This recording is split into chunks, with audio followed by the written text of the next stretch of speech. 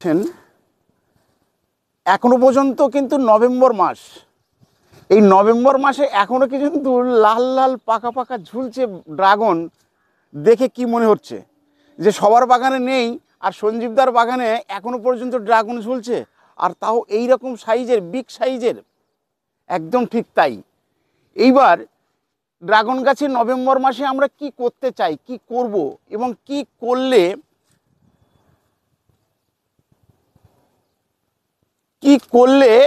আমরা আগামী May June থেকে একেবারে ভরপুর ফুল এবং ফল আমরা পর্যাপ্ত পরিমাণে মনের মতো করে আমরা তুলতে পারবো। জাস্ট এই নভেম্বরেই এই রকম ধরনের কাজ কিন্তু করতে হবে সবাইকে, যাদের ড্রাগন বাগান আছে। খুব মন দিয়ে মনোযোগ সহকারে ভিডিওটা কিন্তু দেখতে হবে, শুনতে হবে, কারণ খুব গুরুত্বপূর্ণ ড্রাগন চাষিদের ক্ষেত্রে, ড্রাগন গাছ যারা করেছেন তাদের ক্ষেত্রে। কারণ এই নভেম্বর মাসের শেষ এবং নভেম্বর মাসের থেকে ডিসেম্বর মাসের 15 তারিখের মধ্যে আপনাকে সম্পূর্ণ এই কাজটাকে কিন্তু সেরে ফেলতে হবে। নমস্কার, আমি সঞ্জীব, আর আপনারা দেখছেন আমারই চ্যানেল। আজকের যে ভিডিওটা করছি সেটা কিন্তু অতি গুরুত্বপূর্ণ ড্রাগন চাষের উপরে। ড্রাগন গাছ এই নভেম্বর মাসের, দেখুন ড্রাগন ফল এখনও ঝুলছে এবং ফল নেওয়া হয়ে গেছে। এইবার এই ড্রাগনের কোন ডালগুলোকে রাখবো এবং কোন ডালগুলোকে কেটে দেবো সেটা কিন্তু সম্পূর্ণ আপনাকে কিন্তু ঠিক করতে হবে। তবে এইবার জেনে নিন যে কোন ডালগুলোকে কেটে দেবো। দেখুন এই যে ডালটা, একটুখানি ক্যামেরাম্যানকে বলবো কাছাকাছি আনতে। দেখুন এই যে ডালটা, এই ডালটার কিন্তু আর কোনো কাঁটা নেই, অপশান নেই, এখান থেকে ফল সব নেওয়া হয়ে গেছে। এই যে ডালগুলোর এর কিন্তু আর কোনো কাঁটা নেই, পুরানো হয়ে গেছে, কেমন একটা এর ভাবগুলো হয়ে গেছে, অর্থাৎ শক্তপোক্ত হয়ে গেছে। অর্থাৎ এইগুলো কিন্তু নেক্সট ইয়ারে কিন্তু এদের কিন্তু আর ফল আসার সম্ভাবনা খুবই ক্ষীণ। তাহলে এদেরকে কী করতে হবে? সঙ্গে সঙ্গে, একদম কোনো কথা নয়, এদেরকে ছেটে একদম ফেলে দিন, এদেরকে ছেটে কমপ্লিট করে দিন। এই রকম ধরনের ডাল যাদের আছে তাদেরকে সম্পূর্ণ কেটে পরিষ্কার করে দিন, কারণ এই ডাল কিন্তু আপনাকে কোনো ধরনের সহযোগিতা করবে না। জাস্ট এই রকমভাবে যে ডালগুলো রয়েছে সম্পূর্ণ এগুলোকে কেটে আপনাকে পরিষ্কার করে দিতে হবে। এইবার এই ডালগুলোকে যখন পরিষ্কার করে দেবেন তখন দেখবেন যে এখান থেকে আপনার নতুন ধরনের আপনার কিন্তু ডাল বার হতে শুরু করে দিয়েছে। এই যে নতুন ধরনের যে ব্রাঞ্চগুলো এখন আসবে, আর এই নতুন ব্রাঞ্চ আসার জন্যে আপনাকে খাবারগুলোকে প্রয়োগ করতে হবে, যে খাবারটা কিন্তু অতি গুরুত্বপূর্ণ খাবার, আর সেই খাবারের বলেই কিন্তু আপনার এই গাছের দ্রুত হারে কিন্তু ব্রাঞ্চ একদম পরিপূর্ণ হয়ে যাবে। একদম এইগুলোকে কিন্তু আমি রাখবো না, এটা দুই একটা করে আপনাদের আমি তুলে দেখালাম। এগুলোকে পুরো কিন্তু সেটে কিন্তু পরিষ্কার করে দিতে হবে। এই রকম ধরনের যে গাছগুলোকে ভোঁতা টাইপের হয়ে গেছে, অর্থাৎ কাঁটা নেই, কাঁটাগুলোকে একদম মসৃণ হয়ে গেছে, সমান হয়ে গেছে, অর্থাৎ এইগুলোর থেকে নতুন ব্রাঞ্চ বার করতে গেলে আপনাকে ছাঁটাই করতেই হবে। ছাঁটাই করার পর্ব শেষ। এইবার আসতে হবে তাদেরকে পরিপূরক খাবার দিতে হবে। এই পরিপূরক খাবারের মধ্যে আপনার যে জিনিসগুলো থাকছে খুব গুরুত্বপূর্ণ, এবং এই গুরুত্বপূর্ণ খাবারটাকে তৈরি করে আপনাকে দিতে হবে। তার আগে ধরুন এই আমার 50 লিটারের ড্রাম, 60 লিটারের ড্রাম বা 40 লিটারের ড্রাম বা 10 লিটারের ড্রাম, এইরকম এক একজনের কাছে কিন্তু বাড়িতে কিন্তু আছে বা গাছ লাগিয়েছেন। তাহলে তাদের ক্ষেত্রে আপনি কি করবেন, কেমন ধরনের লাগবেন, যে খাবারগুলো নিতে হবে। ধরুন আমি একটা 10 গ্রাম ড্রামের ক্ষেত্রে যে পরিমাণ খাবারটা লাগবে এবং কি কি খাবার লাগবে সেইগুলোই আপনাকে কিন্তু দেখাচ্ছি।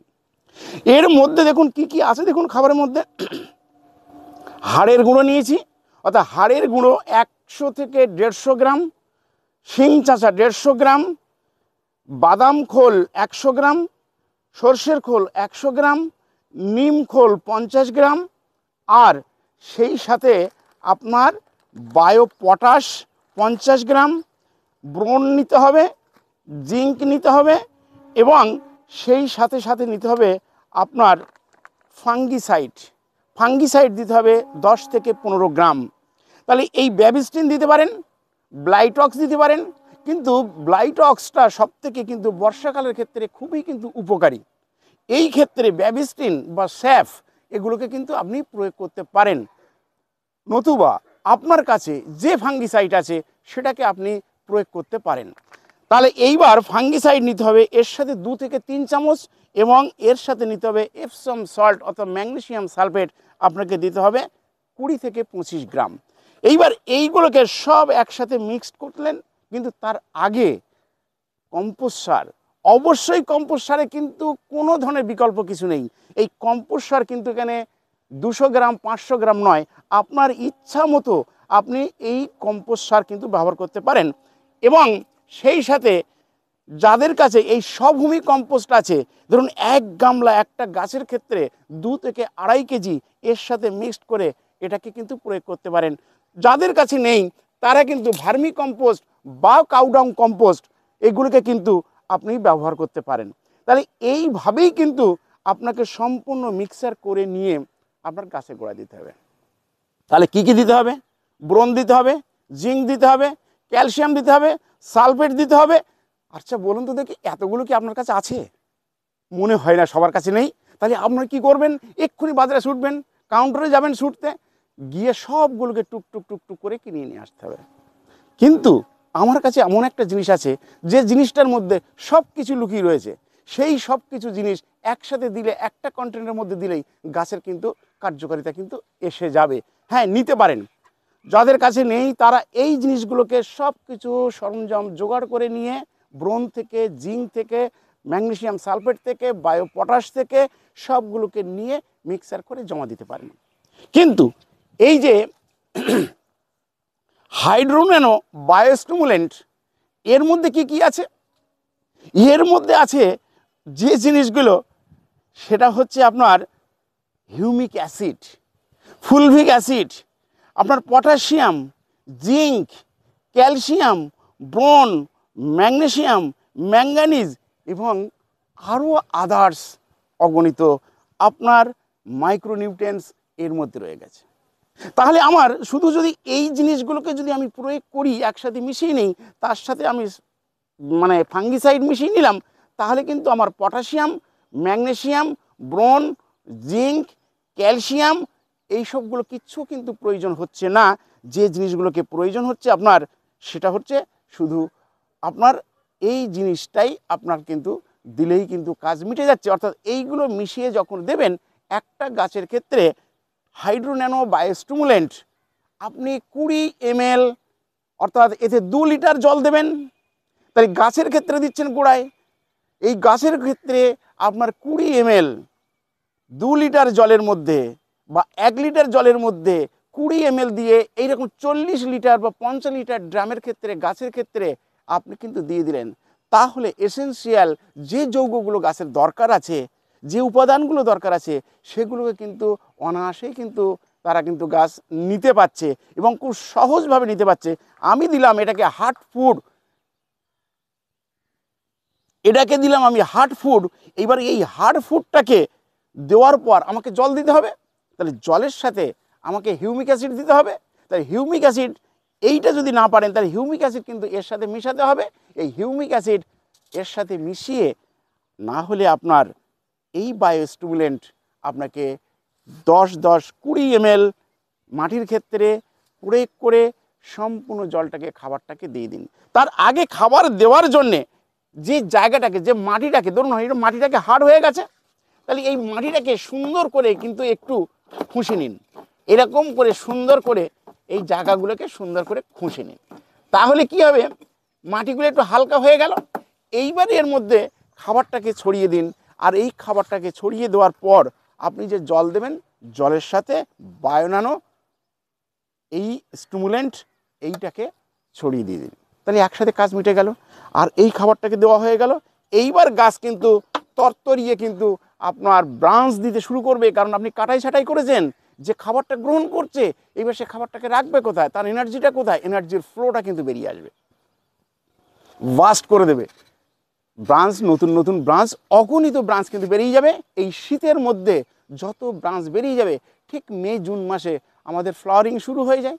তাহলে এই ফ্লাওয়ারিং শুরু হয়ে যাবে, নতুন ব্রাঞ্চ যত বেশি আসবে, যত বেশি নিতে পারবেন এই মুহূর্তে, তত কিন্তু আপনি ফল সংগ্রহ করতে পারবেন। এবং এই নভেম্বর বা ডিসেম্বরের 15 তারিখে আপনার কাজকর্ম, গাছের খাবার দেওয়া কমপ্লিট হয়ে গেল। এরপরে আপনি জাস্ট শুধু স্প্রে করার সামান্য করে দিতে পারেন, না করলেও আপনার কোনো অসুবিধা নেই। শুধু যে পিঁপড়ে লাগে বা সামান্য পোকা লাগে, যখন সব গাছে স্প্রে করছেন তখন সেইটাকে একটা পেস্টিসাইড স্প্রে করে দিলে আপনার পোকা বা পিঁপড়ে হাত থেকে কিন্তু আপনার গাছ সুরক্ষিত থাকলো এবং খাবার নিচে দেওয়া থাকলো, কোনো অসুবিধা কিন্তু আপনার ঘটছে না।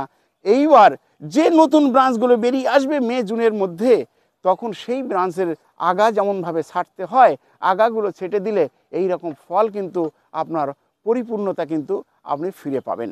যাই হোক, এইভাবে এই নভেম্বর মাসে ড্রাগনের একদম ফুল পরিচর্যা, যেটাকে বলা হয় সম্পূর্ণ পরিচর্যা, এটাকে কিন্তু করতে ভুলবেন না। যারা বলছেন যে আমি 3 বছর লাগিয়েছি, 2 বছর লাগিয়েছি এবং এবছর একটা মাত্র ফল পেয়েছি, আমি বলছি, চ্যালেঞ্জ নিয়ে বলছি যে আপনারা এই কাজগুলো করে ফেলুন, এখনই করে ফেলুন।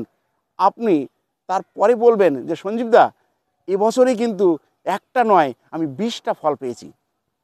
এই 20টা ফল পাওয়ার জন্যেই কিন্তু আজকের এই কাজটা কিন্তু আপনাকে করতে হবে। গুরুত্বপূর্ণ সহকারে এই কাজটাকে এখনই সেরে ফেলুন। আর বিশেষ কিছু নয়, ড্রাগনের পরিচর্যা সম্পর্কে, ড্রাগনের খাবার সম্পর্কে সম্পূর্ণ জিনিসটাকে আপনাদের সামনে তুলে ধরলাম। এই নভেম্বরের এই কাজটাকে এখনই করে ফেলুন। ভিডিও দেখার সাথে সাথে ড্রাগন গাছ যাদের বাড়িতে আছে তারা কাজটাকে করে ফেলুন। আর বিশেষ কিছু নয়, এখানেই শেষ করছি। ভালো থাকুন, সুস্থ থাকুন, সঞ্জীবদার সাথে থাকুন। আরও নতুন নতুন এইরকম ধরনের টিপস পাওয়ার জন্যে আমার সাবস্ক্রাইব করে ফেলুন, মানে চ্যানেলটাকে সাবস্ক্রাইব করে ফেলুন, লাইক করুন, শেয়ার করুন, কমেন্ট করতে ভুলবেন না।